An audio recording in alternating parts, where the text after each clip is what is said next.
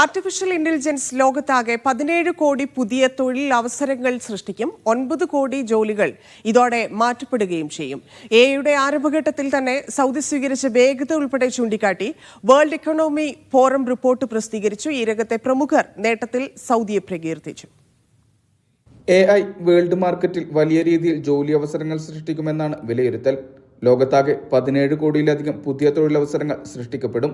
Industrial and financial system അഥവാ IFS CEO mark മോഫറ്റിന്റേതാണ് വിലയിരുത്തൽ. World economic forum റിപ്പോർട്ടിലായിരുന്നു പരാമർശം. AI ആരംഭഘട്ടത്തിൽ തന്നെ സൗദി സ്വീകരിച്ച വേഗതയെയും അദ്ദേഹം അഭിനന്ദിച്ചു. റിപ്പോർട്ടുമായി ബന്ധപ്പെട്ട പ്രതികരണത്തിലായിരുന്നു അഭിനന്ദനം. 9 കോടിയിലധികം ജോലികൾ AI മാറ്റിസ്ഥാപിക്കുമെന്നും അദ്ദേഹം കൂട്ടിച്ചേർത്തു. മുഴുവൻ മേഖലയിലും ആർട്ടിഫിഷ്യൽ ഇന്റലിജൻസ് സംവിധാനങ്ങൾ ഒരുക്കാനായി നിരവധി പദ്ധതികളാണ് രാജ്യത്ത് നടപ്പാക്കുന്നത്. ഇതിനായി നിരവധി ഉച്ചകോടികളും സമ്മേളനങ്ങളും രാജ്യത്താകെ നടപ്പാക്കുന്നുണ്ട്.